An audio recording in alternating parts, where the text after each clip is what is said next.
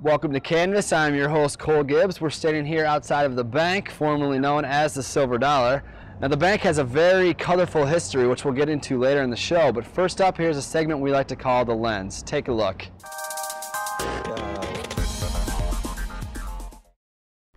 On today's show, we're going to be looking at a 23-year-old college student in its natural habitat. Once comfortable in his natural surroundings, this docile creature has no problems resting often and everywhere. Now look as he tries to assimilate different customary styles. This includes the emo, the wankster, no one's gonna mess with him, haha, and most popular of all, the bro. He often just enjoys spending time with his herd and chasing the fair sex of his species. He's a natural predator, especially in his t-shirt with no sleeves. And boom! Bob's your uncle, he's got a flawless kill. After the hunt, he is a hungry beast and is in need of nourishment in the form of Hot Pockets and Miller High Life. After feasting, he becomes tired again and returns to his perpetual state of slumber. Thanks for tuning in. Up after the break, we're going to sit down with a manager and discuss the bar and restaurant business and the history behind the name.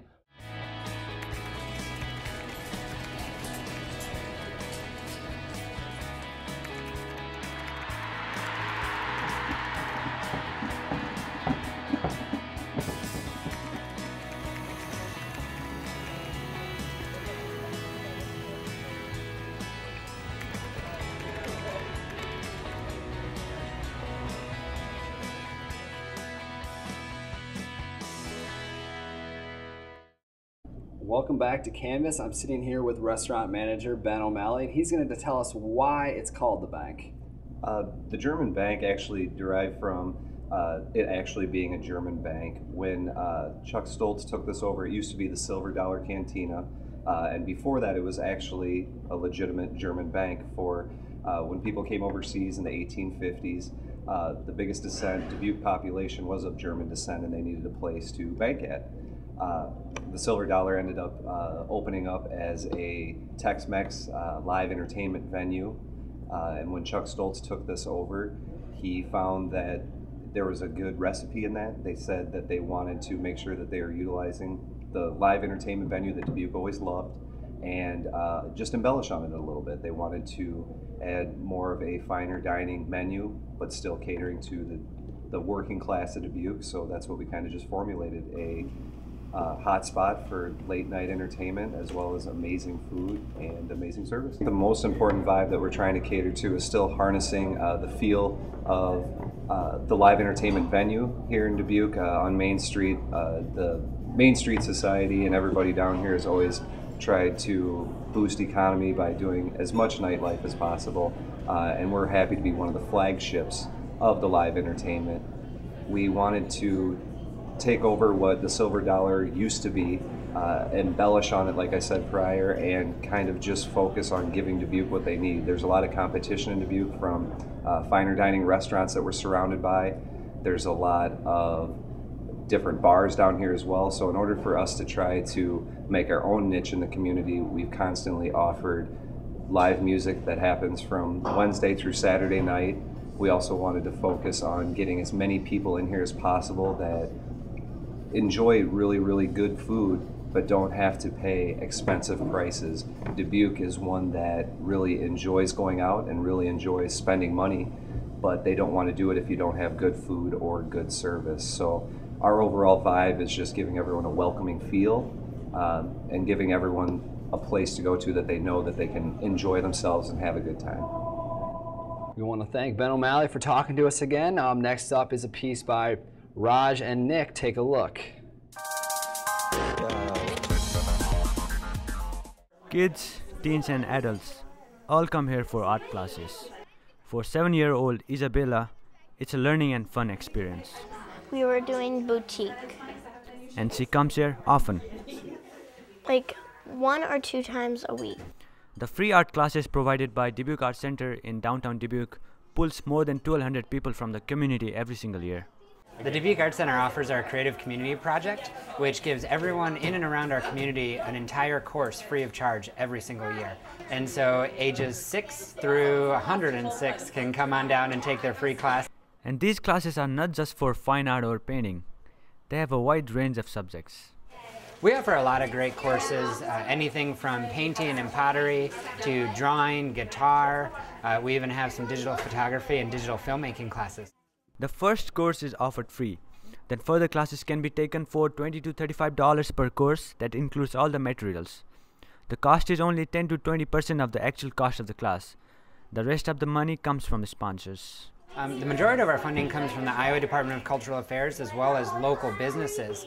We get funding from banks, from shopping centers, from all sorts of things. The program has been getting a good response from the community. This is also a much acclaimed arts program. And this is actually the largest free community arts education program in the entire state of Iowa. So, if you are an adult but a kid at art, go register and take free classes. For Canvas, this is Raj. I find inspiration all around me, from those that push me to think and to grow, to move forward, because to stand still is to fall behind. That's not my plan. I'm just getting started. My life is just beginning. My major is inspiration. We have all seen art in galleries, but have you ever seen art on the Mississippi River? The art exhibit, which is in its 5th year, has drawn 100 entries from 18 different states and 1 foreign country. However, this isn't the most interesting fact about the art exhibit. This year's Best of Show art sculpture, made by John Anderson Bricker, has a unique and creative look of its own. A series of assemblage sculptures, and what that means is instead of casting or carving, so casting would be like bronze where you're creating an original piece that doesn't exist anymore. His art sculpture, called The Long Toss, is similar to his other art sculptures, but there are some parts of it that are not so similar. This particular piece would be considered to be an installation sculpture. One of the unique characteristics of that is instead of having a piece on a plinth, you're taking it off of that. And what a pedestal and plinth do essentially is it creates a boundary between the viewer and the sculpture. Other art sculptures displayed on the Riverwalk are unique in their own way, but none of them are as unique or creative as the Long Toss. It challenges your notions of what other kind of things do you see in your surroundings that have very simple, these kind of pure geometric shapes. That's something that a lot of artists have done throughout time, is to, take everyday objects that we see and try to kind of simplify them down into their most pure geometric essence of what their shape might be. Reporting for Canvas, I'm Nick Glab.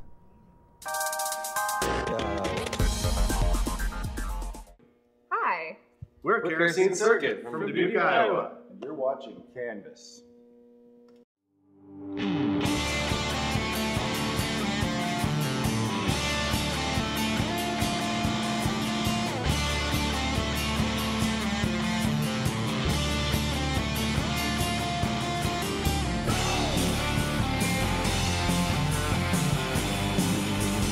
Decided to get a band together, didn't know who we'd get, but we got all the people we had hoped to, which would be these 3. So, yeah, well, The song is an abstract, but I've come to find it doctored up the tracks. It seems like nothing is as sweet.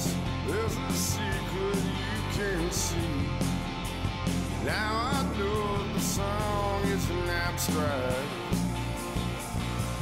It goes on and on just like a wheel, with some difference you can feel when you put it on the road. Maybe see it rolls, put it on the road.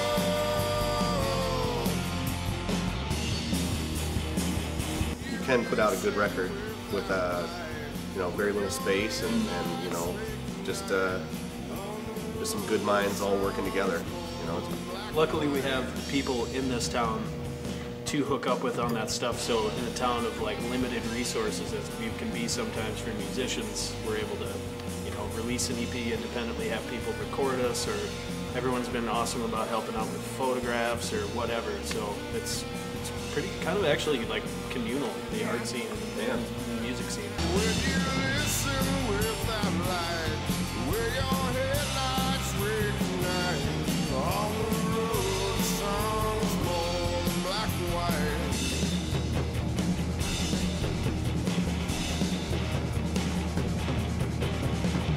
This EP, we have like a handful of new tunes kind of cooking up, and right now it's just like tightening everything up and trying to get this EP out to as many people as we possibly can.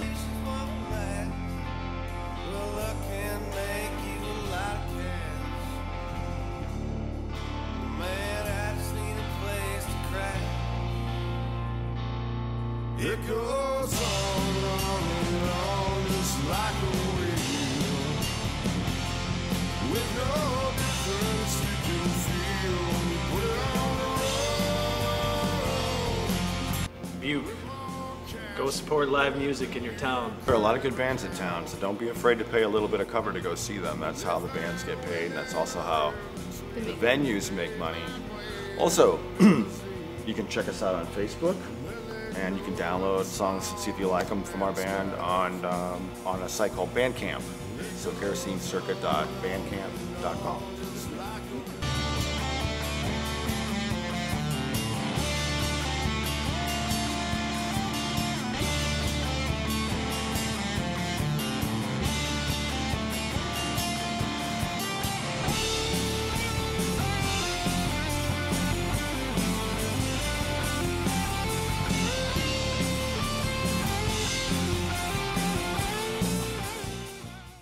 That's it for our show tonight. Before we let you go, we have a performance from the Mellowsmatics. Thank you for watching.